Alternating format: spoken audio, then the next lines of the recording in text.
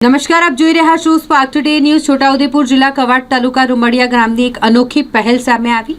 સ્નેહ મિલન સમારોહ કાર્યક્રમમાં ગામના વૃદ્ધ અને વિધવા મહિલાઓને પેન્શનના લાભનો કેમ્પ યોજી વિધવા અને વૃદ્ધ લોકોને ધાબળાનું વિતરણ કરાયું। છોટાઉદેપુર જિલ્લા કવાંટ તાલુકાનું રૂમડિયા ગામ શિક્ષણ અને રમતગમત, કલા અને સંસ્કૃતિ ક્ષેત્રે સદા અગ્રેસર રહ્યું છે। આ ગામના લોકો શિક્ષિત હોવાને લઈને આ ગામમાં હાલ 480 જેટલા લોકો સરકારી નોકરી કરે છે। 30 જેટલા અધિકારીઓ અને કર્મચારીઓ વય નિવૃત્ત થયા છે।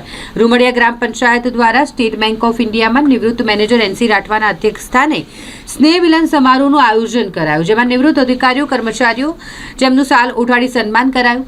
વૃદ્ધ અને વિધવા મહિલાઓને ધાબળાનું વિતરણ કરાયું। નિવૃત્ત કર્મચારીઓ ગામના ઉત્થાન માટેની કમિટીની રચના કરી અને ગામના ઉત્થાન માટે શું કરવું જોઈએ તે બાબતે ચર્ચા કરી ગામને આદર્શ ગામ બનાવવાની પ્રતિજ્ઞા પણ લેવામાં આવી। આજરોજ રૂમડિયા ગ્રામ પંચાયત દ્વારા સ્નેહ મિલન કાર્યક્રમ રાખવામાં આવ્યો।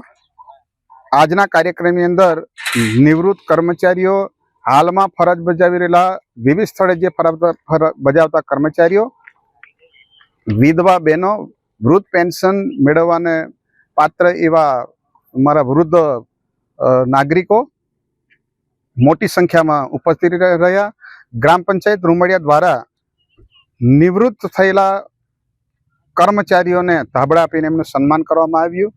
વિધવા બહેનોને પણ એમને ધાબળા આપી અને એમનું પણ નાનકડી ભેટ દ્વારા એમને પણ સન્માન કર્યા। સાથે સાથે જેની 60 વર્ષની ઉંમર થઈ છે પણ વૃદ્ધ પેન્શનથી વંચિત છે એવા ભાઈઓ બહેનોનું પણ આજે ફોર્મ આગળની જે પ્રક્રિયા હાથ ધરવા માટેની કાર્યવાહી કરી। આ ગામની અંદર શિક્ષણ એક સારું શિક્ષણ મળે તે માટે જે ત્રુટિઓ છે તેને સુધારવા માટેની પણ આજે ચર્ચા કરવામાં આવી અને રમતગમત ક્ષેત્રે પણ ખૂબ સારો વિકાસ થાય અને એક સુંદર મેદાન બને તે માટે લોકોની માંગણીને ધ્યાનમાં રાખી અને એના માટેની પણ એક ઉત્તમ ચર્ચા થઈ।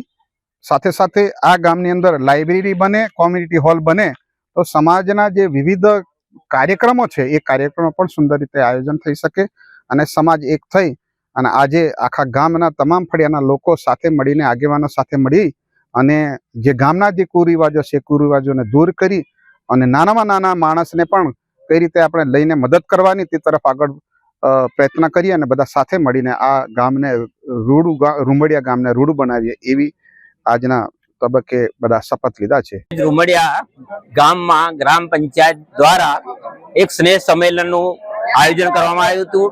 તેમાં આ ગામના જેટલા નોકરી કરે છે, નિવૃત્ત થયા છે, જુદા જુદા ડિપાર્ટમેન્ટમાં નોકરી કરે છે, બધા લોકોને આમંત્રણ આપીને અહીંયા ગામના જે પ્રશ્નો છે, ભવિષ્યના જે પ્રશ્નો છે, ગામના રૂઢિ રિવાજો, રીત રિવાજો, ગામના સમાજમાં જે સુધારા કરવાના છે, લગ્નથી માંડીને મરણથી, એ બધા માટે આજે બહુ જ ખુલ્લેથી ચર્ચા કરવામાં આવી છે।